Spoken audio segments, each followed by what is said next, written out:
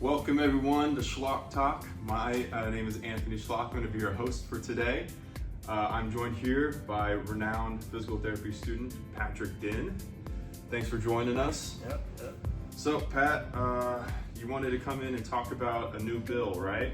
Yeah, I heard about this bill where we're going to be able to determine whether or not private clinicians are going to be able to accept Medicare. Yeah. Things like that. So I just wanted to get more information about that.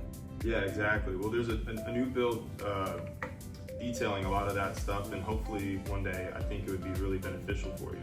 So the bill is called the Medicare Patient Choice Act. It's HR 4204, right? And so it's going to help us PTs, but it's also going to help OTs, speech language pathologists, audiologists, chiropractors, the whole sort. And so it's going to allow private practice PTs and those others to opt out of Medicare instead of privately instead privately contract with their patients. That's pretty cool. So right now, here's like an analogy, so maybe understand. So imagine you have a gym membership, and with that membership you have like a set list of trainers that you can work with, right? They're in network, right? With this new bill becoming law, you can choose any trainer you want to work with, even if they're out of network. You would just have to pay out of pocket, right? And so that's going to give patients an increased choice and make a greater availability for private practice PTs to get more business. Okay. So why it matters, right?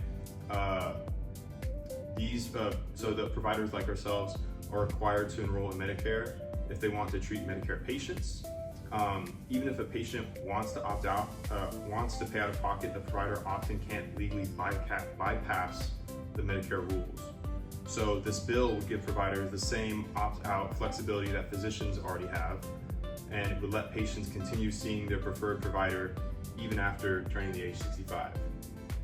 So what you're saying is that basically if this bill passes, that more private practice physical therapists will be able to switch over to not accepting Medicare, but because there are more PTs who are doing that, there's going to be a greater availability for people to choose between what PT they would want to have.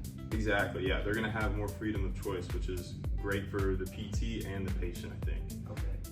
There are a couple trade-offs though.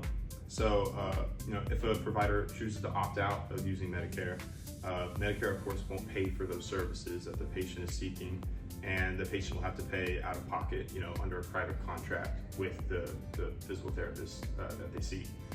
And then, so you're a student, right?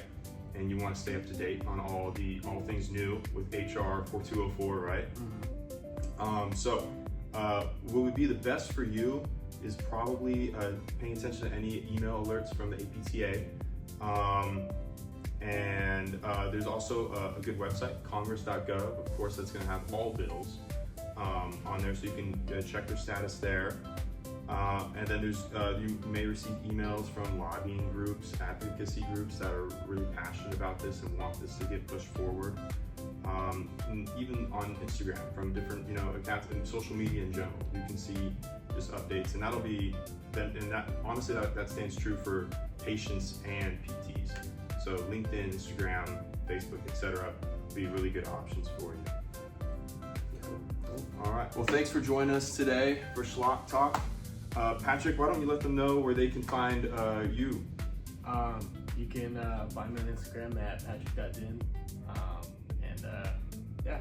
If you guys want any information, you can hit me up in my DMs or something. I don't know. Yeah, hit them in the DMs. All right. Thanks, everyone. Yep.